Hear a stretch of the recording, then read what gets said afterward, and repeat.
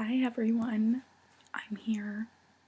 I'm alive. I still exist. I think I've just accepted the fact that the lighting in my room will never be any type of decent. So I'm alive and I'm here. I was busy. I had stuff to do, and I know that maybe not all of you will be so super into this, but I decided to make a video about books because I freaking love books. It's magical. It's like a movie in your head. I decided to share with you guys 6 of my favorite books. I'm just going to put a small disclaimer on this. These are just books that I've read and that I've enjoyed, and that I think that if you're looking for something to read, that you should read them. I'm by no means claiming that these are like super awesome, like Mark Twain level writing. Sometimes you just want to read a good YA fiction book, and there's nothing wrong with YA fiction. You know what? Reading in any form, still reading, still making you a smarter person, and it's still fun. So nobody comment and be like, your book choices are stupid, you're a typical teenage white girl. Like, I know I can have my preferences for books and for movies and for the way I dress and for delicious Starbucks beverages. And you know what? You can just take your negative Nellying elsewhere, okay? So, now that that part is over with, we can get to the fun part. So, one book that I really like, and one author that I really like, this is The Candy Makers by Wendy Mass. This book is basically just about these 4 kids who get to come to this candy factory and compete in this contest to make the next big candy, but it's like also a mystery, and it has this like just really cool vibe about it, and it's written in a way that's like super interesting. I don't know how to describe it, it's just really cool.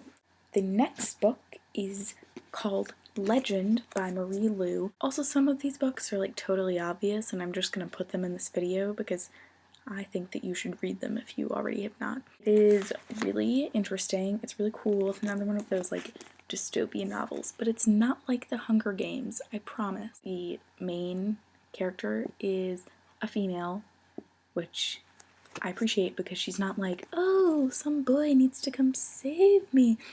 She takes names. Another dystopian novel is Matched, but this is a really good book, and also the rest of the series is good too. Sequel called Crossed is like not that good, but then like the last one called Reached not only has a freaking gorgeous cover, which I really appreciate, it's also just like a really, really good book. There's a lot of references to poetry, and it's a little bit Hunger Games-esque, but without all the violence. You should read it. It's very interesting. I really like stories like that. So, and then, okay, is everyone ready? Because I know that all of you are just gonna be like, oh my god, so weird. The Fault in Our Stars. I'm just gonna come right out and say it. This is a really good book. John Green is an excellent writer, and I mean, he's no Ernest Hemingway, mostly because his books are actually interesting to read. If you guys have not read this book because you've been like, oh my god, that's so stupid, that's so stereotypical, if you're like a 16-year-old guy and you're like, oh my god, I swear, these like white girls are so annoying, oh my god, I'm just gonna go play Xbox. Okay, just read it, because maybe if you were more like Augustus Waters, girls would go out with you more often. Just saying. You all know what The Fault in Our Stars is about. I'm not even gonna... Yes, another John Green book, okay? Paper Towns. I arguably like this more than The Fault in Our Stars, because it has some really interesting observations about like people in it, and also because it's not as sad.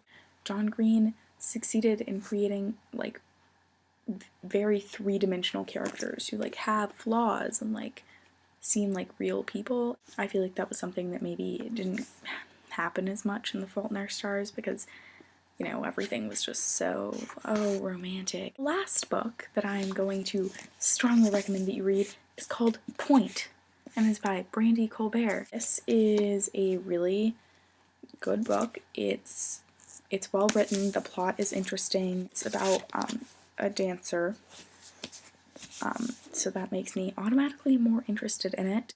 I just want to warn you that if you don't know anything about ballet and you read this book wanting to learn things about ballet, it's full of like inaccuracies. Like, for example, in the description it says the main character is on her way to becoming an elite ballet dancer, and yet she takes one ballet class 3 times a week. And I'm like, bro, I'm just gonna read the description.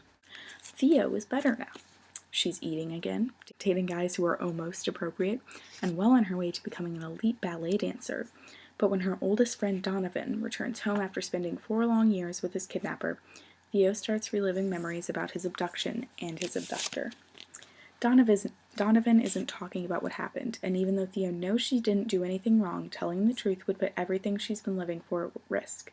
But keeping quiet might be worse. So yeah, I don't really know what else I'm supposed to say about this book, but it's really good, and I really recommend it. The girl in the book, she has an eating disorder, but she isn't portrayed as shallow or vain or selfish or anything, and it actually goes into the psychological reasons behind it, which I appreciate because I'm really into psychology, and it really annoys me when people think that that's what eating disorders are, is like trying to lose weight. Yeah, I know that my list of books is a little bit stereotypical, and you know what?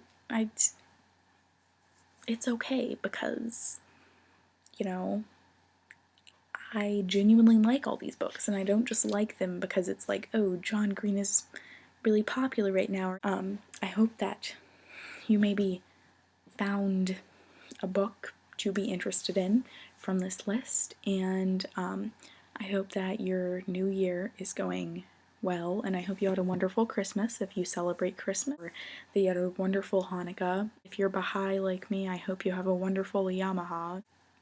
So thank you so much for watching, and I will see you hopefully very soon.